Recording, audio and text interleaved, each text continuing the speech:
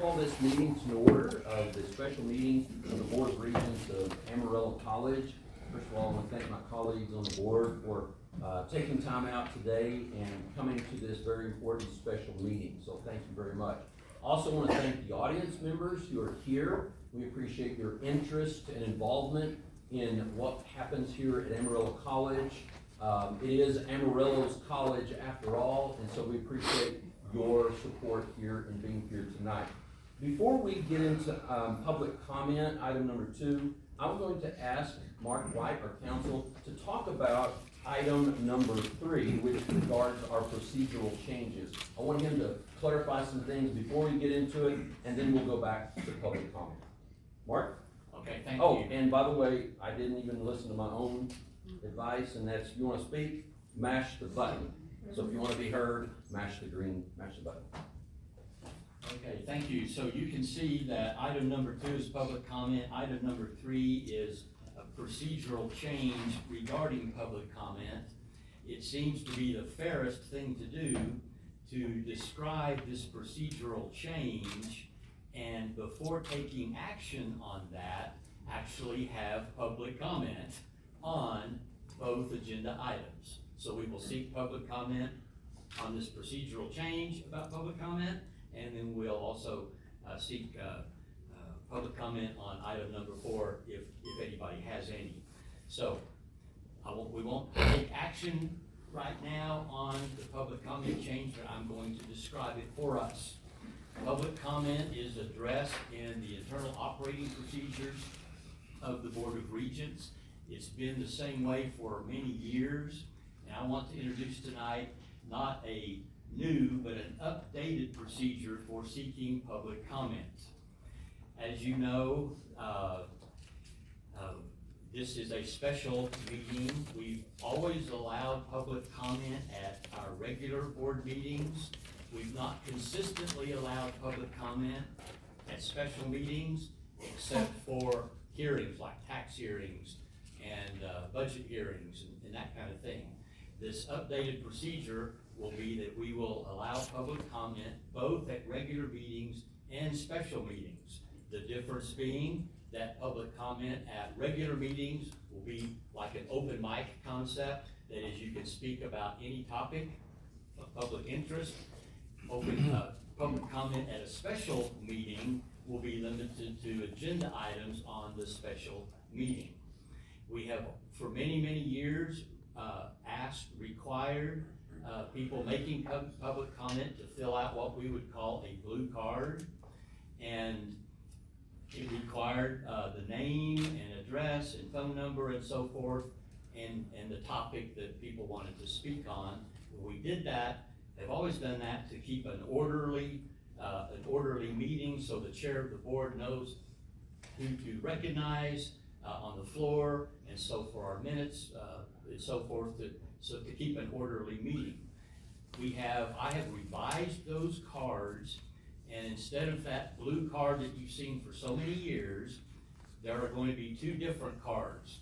A card for a special meeting and a card for a regular meeting. So tonight, we're asking you to, if you want to make public comment, to fill out the card for the special meeting, because that's what it is.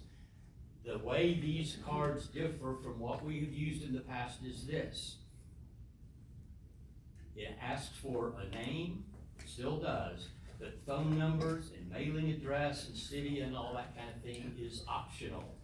So we will not be requiring that. It doesn't say city is optional. Well, Part of mailing it. part of mailing address. The whole thing is optional. Oh. Okay, we will treat it that all of that is optional. All we need is a name. All we need is a name, and all we need is a topic. So if you're filling out a public comment card for a special meeting, you write the agenda item number on. If you're filling out a public comment card for a regular meeting, then you describe the topic. It can be anything on the agenda or not. So we will still, I'm proposing we still require use of these cards, but I have received some comments from some citizens about making this stuff like the phone number and all that kind of thing mandatory, and we're going to make that optional from now on, okay? Okay. The chair will continue to read the instructions before public comment that he's always read, with a few little changes. Of course, it won't talk about a blue card or a green card or yellow card. It will talk about these regular and special reading cards. And the instructions that the chair will read will simply say that, this is a special meeting, and you can address the board on a posted agenda item, and you need to fill out a comment card and hand it to our marketing and public relations people, and the remarks are limited to 3 minutes and some other things. It also has the instructions that because of open meeting laws, the board cannot discuss a non-agenda topic, okay? They may, but they're not required to respond to something that's on the agenda. And so those will follow about the same that we have been doing in the past. The other thing I would mention is that we have hired a third-party lawyer to review this entire process, and I have an opinion letter from a lawyer in town who has reviewed it, is familiar with it, has researched the law, and has written us a letter opining that this process is certainly constitutional and proper. And so I'm going to propose that this is the process that we adopt tonight. And I think that's all the points I wanted to make. Let's see. Yeah, so we just need to be sure that we use the right card, regular card, special meeting card, and that kind of thing. But we will still require the use of that card. It'll just be a little friendlier. It won't require as much information. So with that said, I think the time to do now would be for the chair to solicit public comments on either agenda item of 3 or 4. Yes. And then we will consider item 3. And we want public comment on both of these before we consider them. So, Mr. Chair, if you would read the comments or the instructions for the special meeting, then we will proceed like that. We will do so. And we want to make sure that everyone understands, we have proposed these changes, these procedural changes, to make it even easier for people to make public comment. I think there was some discussion that we were trying to chill free speech.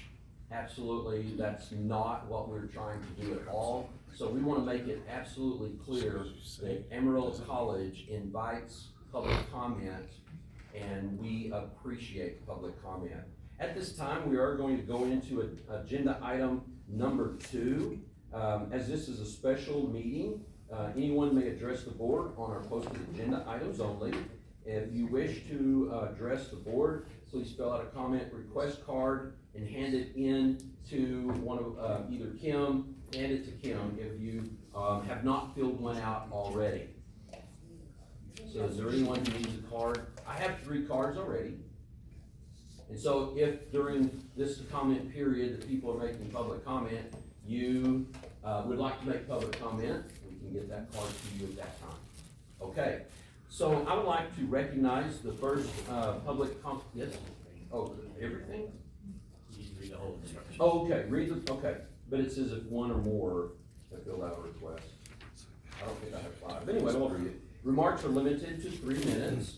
Up here, we'll have the timer that will go off. Groups of more than 5 persons referencing the same topic may be asked to appoint one person to present their views before the board.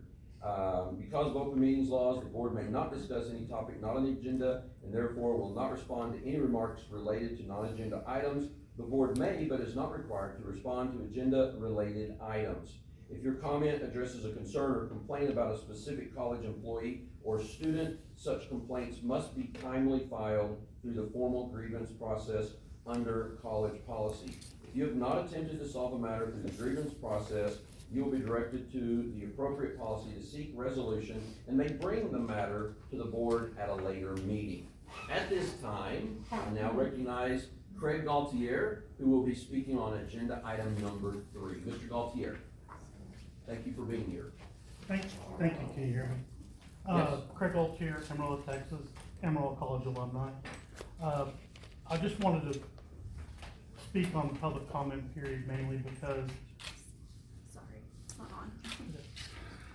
okay, did you already hear all that?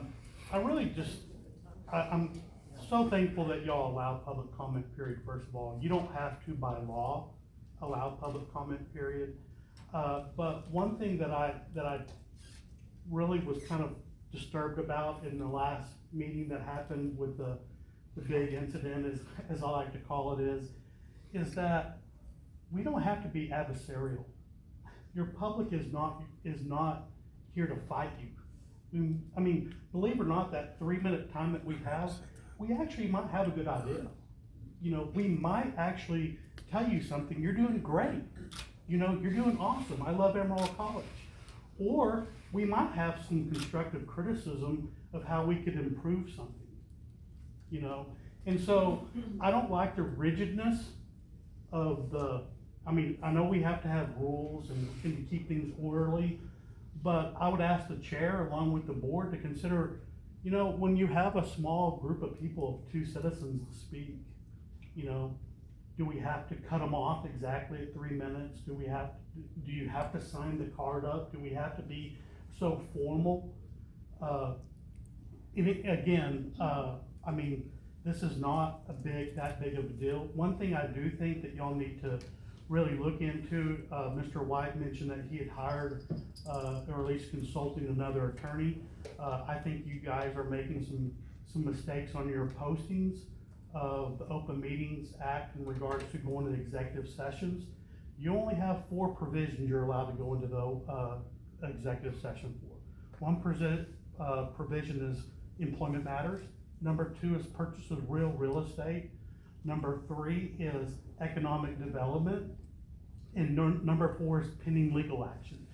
And on your postings, you literally have to post that, what you're going into executive session for. You have to give notice to the public that you're gonna go into executive session to speak about an employment matter. You don't have to tell us what you're going in there to say, but you have to give us notice. And I've noticed on your agendas, you're just putting down there in a footnote that we may go into executive session. And then there has been an occasion where y'all have gone into executive session without giving public due notice that you're going into executive session. So I stayed at a Holiday Inn Express once, so I think I'm an expert sometimes on things. But I do know the Open Meetings Act.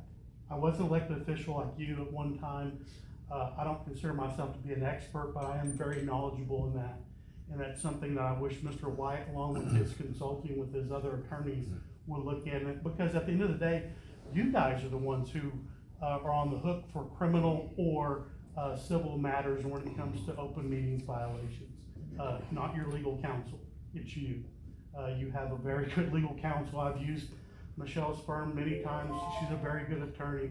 You can consult with her at any time to open up those type of laws and so forth. But my time is up. Thanks again for allowing us to speak. And thank you for all you do. You know, I love Emerald College and I want it to be as best as it can be as you do. So thank you. Thank you very much, Mr. Galtier. We appreciate your comments tonight, and I've written down everything that you addressed, and we'll make sure that we address those at the board sometime. Thank you so much. Next up is Mr. Mike Fisher, and he wants to address items 3 and 4. And so, Mr. Fisher, I can add 3 plus 3, so you have 6 minutes. If you would like to really? spend, Okay. you know, we're not gonna do 3 and 3, but you have 6 minutes Thank you. to discuss those. I both of appreciate those. that. I do have a handout, and it's not part of the topic. I just want to hand you these first. Okay, yeah, pass those out, and then we'll get to the That mic. doesn't have to do with the agenda, so I won't talk about that. Okay. It's just something that, like Okay. a brief for the, board members to chew on, and maybe for the next meeting, we'll talk about it. Some of the things that were just discussed, and when we first walked in, it really seems like there's a lot of things that are being done out of line, like changing the card. You guys are supposed to talk about that. I mean, you guys should talk about it and go, hey, do we even need a card? What should we change? But it's already been deliberated. There's no deliberations that are supposed to be done outside of this board, some policy changes, like the card. And I think it sounds like you're trying to make a good effort, but it sounds like some of the decisions are already being made, like this is the card I hope we adopt. This is the things we're gonna do. I mean, those are pretty deliberate, the things that he was talking about were pretty deliberate, saying that this is the way it's gonna happen. So I think you guys should consider like all different options and not just one card, and maybe just let people talk, cause you know, what's it gonna hurt?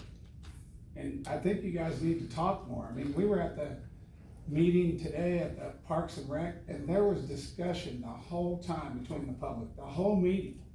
And it was great. And that Open Meetings Act doesn't restrict you from talking to us.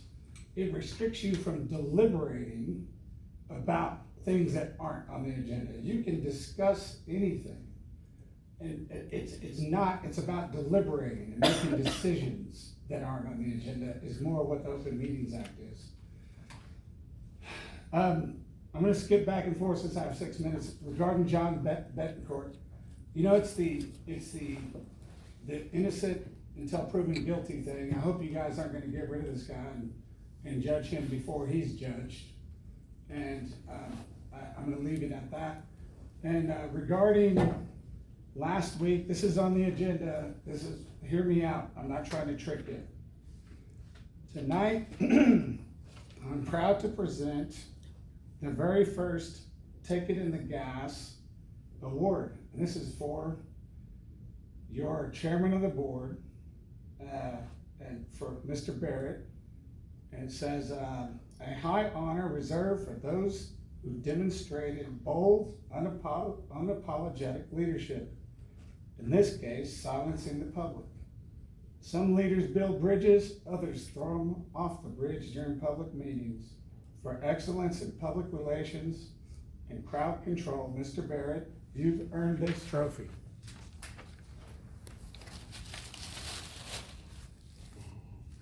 We printed this for you just today. I'll leave it right here. Mr. Barrett, between silencing the public, expanding leadership during a financial crisis, and volunteering Amarillo College as the rescuer for the museum in Canyon. Remember you said that on your social media page? You said AC to the rescue. I have a feeling you're gonna be getting more of these awards in the future. I look forward to presenting them to you. Thank you. Thank you very much. All right. And next up, we have item number 4 to be discussed by, is it Jeannie Arndt? Yes. Could I give a public Jeannie comment? Arndt. I'm recognizing Jeannie Arndt Oh. at this time. If you would like to fill out a card, we would appreciate that. That would be great. We'll send a card back to you. Ms. Arndt, you have 3 minutes and you're going to discuss item number 4. Thank you for being here. Yes, thank you. I appreciate you guys giving us the opportunity. So first of all, I'm gonna be more of a heartfelt side instead of the technical and things like that. I just want to remind everyone why we're here. First of all, scripture reminds us that we have all sinned and fall short of the glory of God. And it also calls us to walk in light and humility and repentance. I just hope that the board recognizes this situation, the seriousness of it, and takes the appropriate steps to ensure that the students fully understand the consequences of this type of behavior. We need to remember why we're here. We're here for our children, and we're here for the youth, and we're here for their future, not ours. And we need to make sure that they're set up for success. So thank you, I appreciate it. All right, thank you very much. We appreciate that. We have another card. Can I give public comment? Can we get the card from you, sir? I'd really rather not fill out this card. I'd really rather not. I mean, I'll stand up there and tell you my name. I understand that, sir, but please follow protocol. We would ask that you do that. We're not trying to limit anyone from speaking. At this time, we just simply have to have your name and what you're speaking on. That's it. My real name? You have a card? I have a card. Okay. Do you need my If you real just- name? Please fill it out. We'll wait. I appreciate that.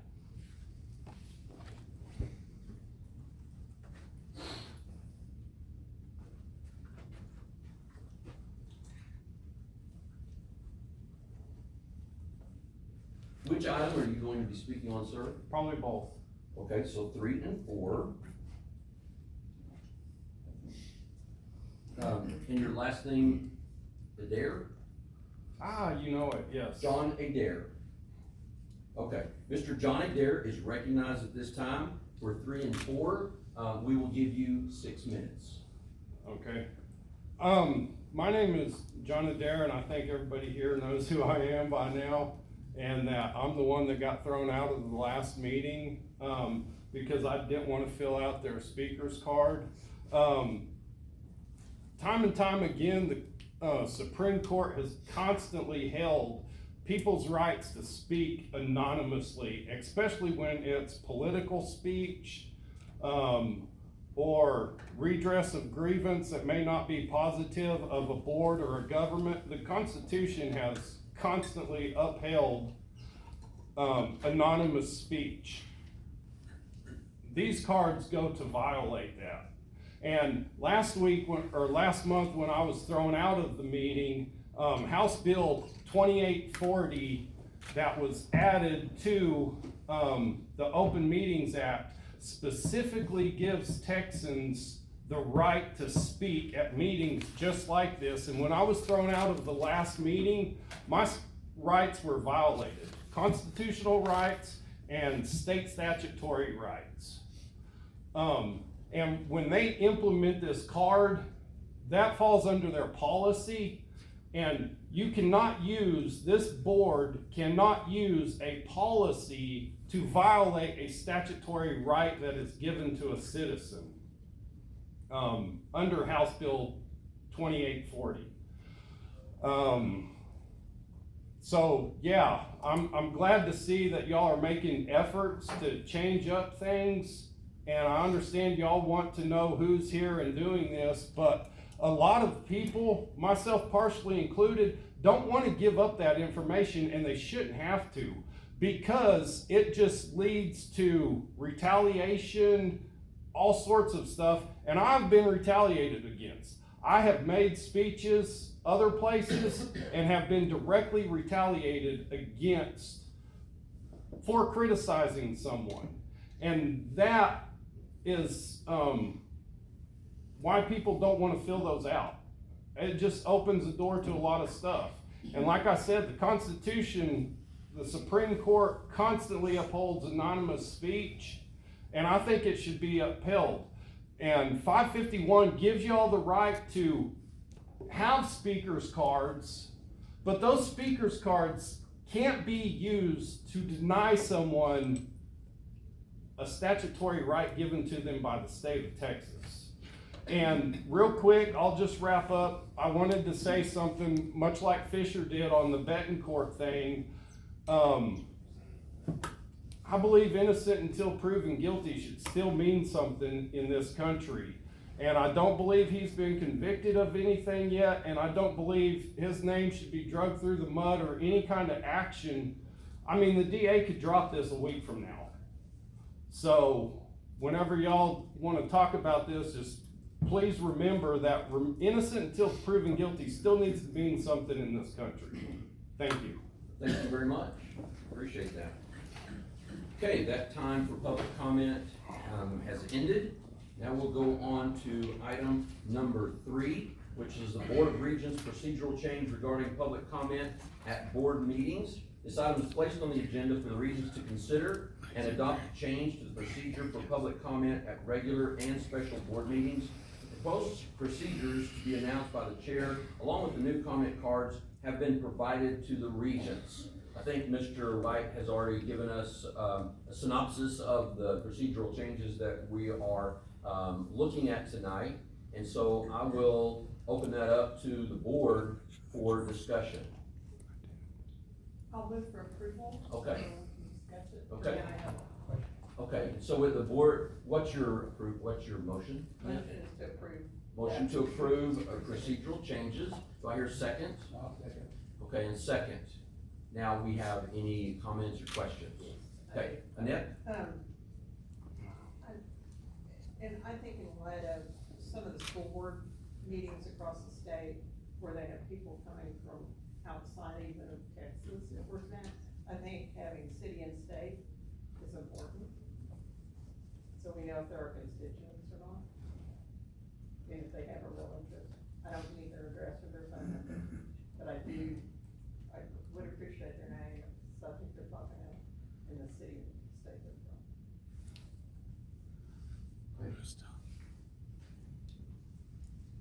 Any other comments, questions?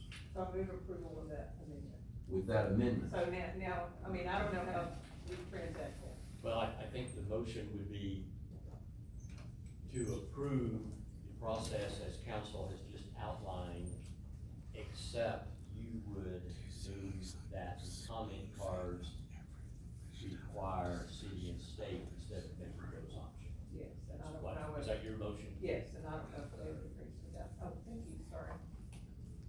I'm Okay, okay so- with that. So that motion is made okay, second. so we've amended that motion. Comments or questions, others? I do have a question. Okay. You gotta hold it down a little bit, there you go. Screen. You're talking about just. I know, you do. Did this go through the Policies and Procedures Committee, or how was this written up? It did not go through the policies and procedures committee. The process is generally described in our internal operating procedures, but it's never been spelled out. It's not really a procedure that would go in the Board of Regents policy manual. It simply lives in the instructions that the chair gives. That's really where you see the policy, is in the instructions that the chair gives. So it's more at will of the chair? Right. It is. Okay. I just wanted to clarify that. Thank you, David. Well, the administration brings us stuff all the time that, to make recommendations that may not have gone through the committee. So just, this is maybe an example of that, but we already had it in our board operating procedures, but you're clarifying that. Yeah, Because of it's- concern. There's not a lot of changes from the old way of doing it, other than making the cards better and friendlier. And I like the friendlier. And consistently seeking public comment at special meetings on a more consistent basis. I think we should do that. Agreed. I have a question, Mark. Could you address Mr. Adair's comment that he has an absolute right to anonymity under the Supreme Court rulings? I mean, did our opinion letter address, in Texas, or are we allowed to require the name of a person speaking in the public comment? Yes. Yes, our lawyer has opined to that, yes. It says proposed public comment cards fall squarely within these permissible constitutional parameters. Meaning the US Constitution? Yes, Is that cited? I'm sure some of yes, that. it is. Are you gonna make those letters, that legal letters available to the public? I think we should Okay. And put it on our website? do that. Or do you have copies tonight?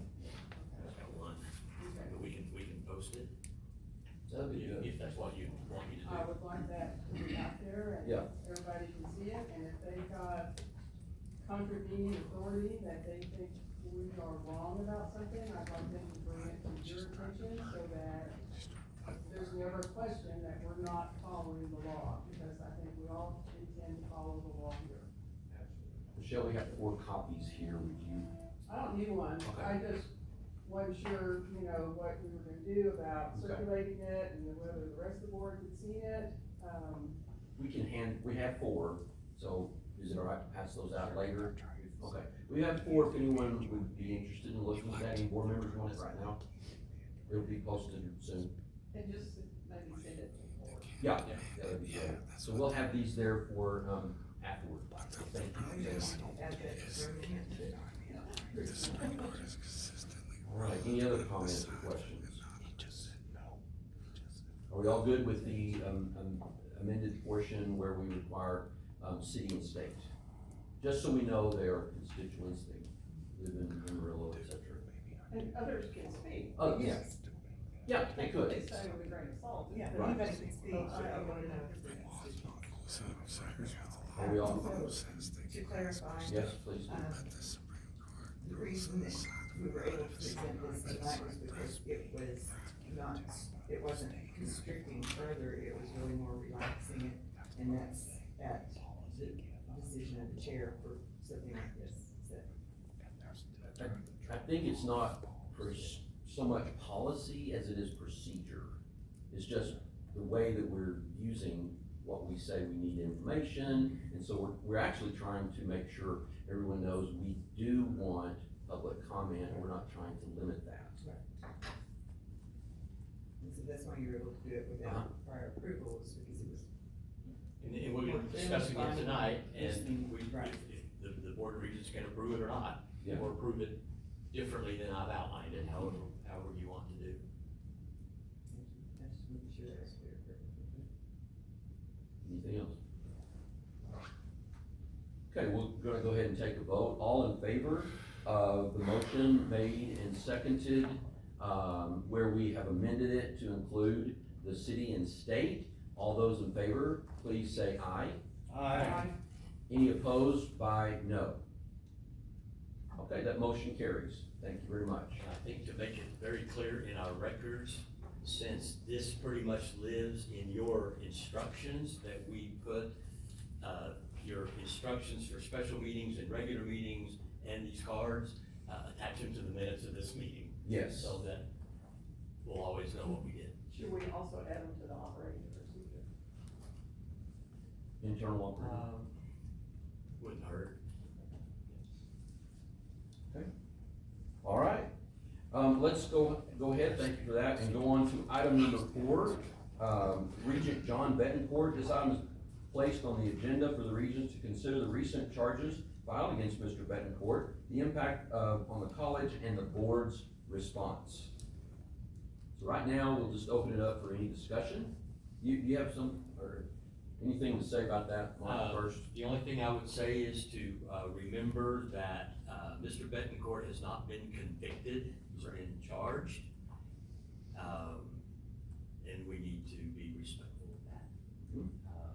But it's up to the Board of Regents to make comments or take any action they deem necessary.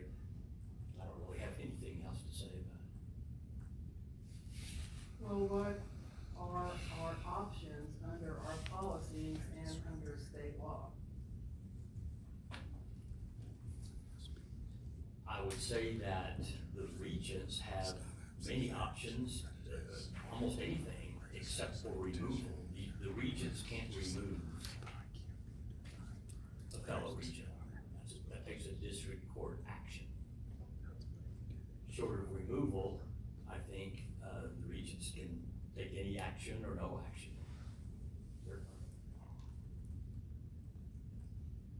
So what other actions would you think? Whatever this body, I mean, legally, I think what you're asking was legally, what actions are in our operating procedures, what? we don't have any actions listed in our operating procedure for this. What we have is a prohibition of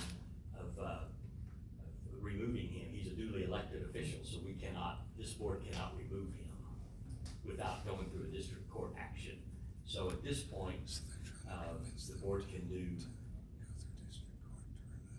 if you want, really, short of removal. I just don't know. We don't have a list of options, is what I'm saying. So are you saying like censure? Or is that, what, If means, that could Anything be you want. yes, anything that the regents consider proper and reasonable. I think it's important that we show that we are concerned about his charge, and, particularly since it's a repeat charge for our friend, and it's tough because it is our friend. But we also want to send a message to our community and to our students that this comes with some consequences. And right now, Mr. Bettencourt holds certain positions on the board that maybe we need to pause until we know the outcome of this. I would agree, but to maybe consider, pausing his, positions in committees, pending the outcome of his charges. I'm not necessarily making the motion just yet, I'm just saying, I think that's what we might ought to consider. And let me ask, Mark, we've got committees that are appointed by the chair, but we also have an executive committee that's voted on by the board. So, That comes through nominating committee. comes through nominating committee, so how would we proceed if we chose to remove a member from either of them? First of all, I don't think I would use the word remove. I think I would use the word suspend Suspend. or temporarily suspend pending the outcome of the matters, if that's what you want to do. But with respect to board committees, even, board committees or executive committee, this full board, I think, could suspend a regent from serving on one of those committees on a temporary basis pending the outcome of the matters. With respect to outside committees, I know Mr. Betancourt serves on the Tiers 2 board, and this board would have had to have voted to have him be on the Tiers 2 board. I guess this board can take action on that as well. If that were to occur, there would be a vacancy on the Tiers 2 board that could be filled at a later time by somebody on this board, or even somebody not on this board, as we vote. So those are all the options. Does that apply to the state, CCAT.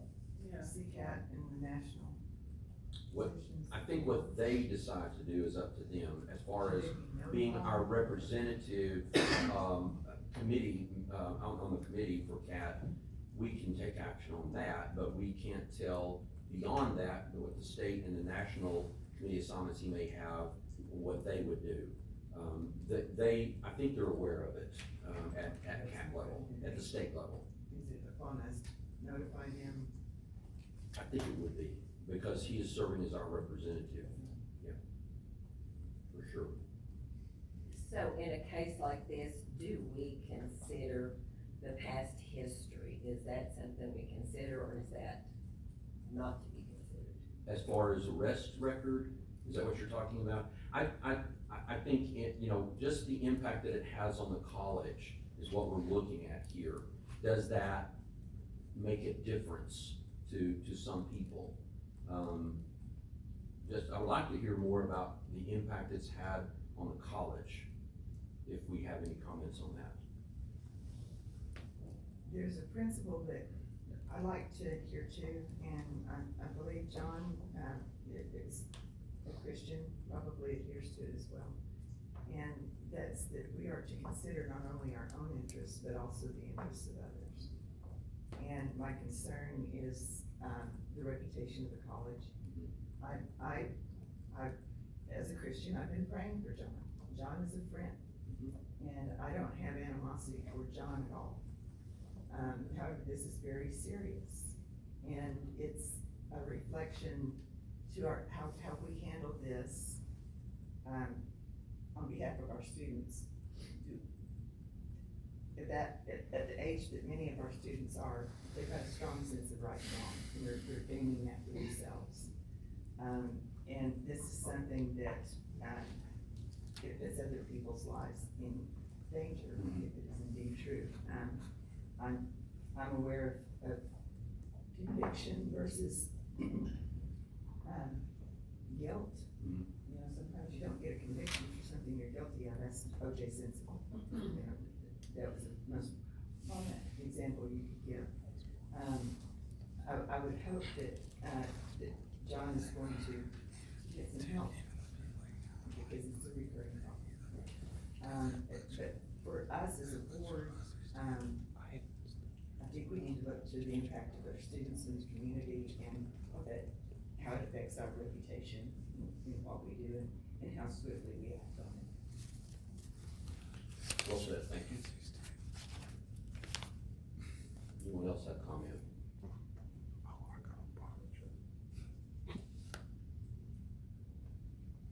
I'm glad you mentioned that. He's a friend, he's a colleague, he's done good work for us. At the same time, we recognize kind of the situation this puts us in, because there is a greater expectation of an elected official who is beholden to constituents, to our college, to our students, as you mentioned. And we can't do nothing, because if we did nothing, then that would send a bad message to our public. And we want to let everyone know that we take this matter very seriously, and we take it, singularly for this one event. And then we have to look at the past, but really just the singular event itself, does reflect negatively, on this represented body. And, it's weighed heavily on me. As again, John's a friend, he's done good work for us. He serves on a lot of committees, he enjoys what he does. I personally think, and I sort of have talked about a suspension, because as public comment was made tonight, innocent until proven guilty. And, we would not remove Mr. Betancourt, we would suspend, at this time, while he's handling all of the legal matters that he's got to handle. To me, that is the choice that I would make. So you need a motion to that? I would need a motion, or I need someone to, other comments. Is there anyone else who has a differing opinion, or further that? I have a question. Okay, So what kind of time are we looking at? I haven't been involved with the courts. how long does it take? Is this forever? Sometimes it takes forever. Yeah. I just wondered about how long until I mean, you who know knows? whether he's convicted or not. Who knows? It may take a while. The judicial process sometimes moves a lot slower than we would like. And so we don't know. We don't know how long that will be. He would still be a voting member of the board, we just wouldn't have the committee assignments that we have for him. If that's what we wanna do. And I haven't spoken to John on this. I would hope that, in light of where we are with the college and other issues, that John would, he knows if he was drinking or not. And if he was, I would hope that he would step in, to make it easier on the college, better on him. And if we can do something to help him get help, I think that that's the biggest issue is, solving the issues that drive the drink. As far as anything else going on at the college, I wanna separate that out, because that really doesn't weigh into this decision. This stands by itself, if you'll allow me to say that. And we obviously don't know anything about that situation. We've all seen media, we've all had friends, I'm sure, talk to you about it, and give their opinions. And it does, it is what it is, and I think we need to take some sort of action this evening. So, and I will entertain any motion anyone would like to make concerning, the possible suspension of committee assignments. I think that makes sense to do that during this time. It doesn't say he's guilty. It just says that while this legal matter is pending, then he's removed from those assignments. As soon as it's adjudicated, then we can go back and revisit this, and depending on the outcome, make a determination at that time what we do then, because we don't know. I'll make that motion. I absolutely agree in innocence until proven guilty. But I think in the interest of the college, I move that the Board of Regents suspend on a temporary basis, effective immediately, John Betancourt's service on the board committees, the outside boards that he serves on as an AC representative, including tiers 2 and college-related travel, pending the resolution of the criminal charges that have been made recently. I'll second that. Okay, thank you, Michelle, and thank you, Annette, for that. Any further discussion or questions? Clarification? Okay, all in favor of the motion, please signify by saying aye. Aye. Any opposed by no? Okay, that motion carries unanimously. We thank you so much for this difficult conversation. that we've had to have tonight, but I think it's important to let our college and our community know we take this matter very seriously. We also want to let Mr. Betancourt know that we do believe in innocent until proven guilty. And so, thank you for being here tonight. I will yes. Okay, I do wanna say one thing on John's behalf. Okay. He immediately got in touch with both Dr. Connor and you, Absolutely, and I commend him for doing that, that was the right thing. absolutely. I'll entertain a motion, it's really not, I don't see it on here, but for closure this evening, adjournment? Okay, Irene, second? Anyone? Second. Okay, thank you, David. This meeting is adjourned. Thank you. So,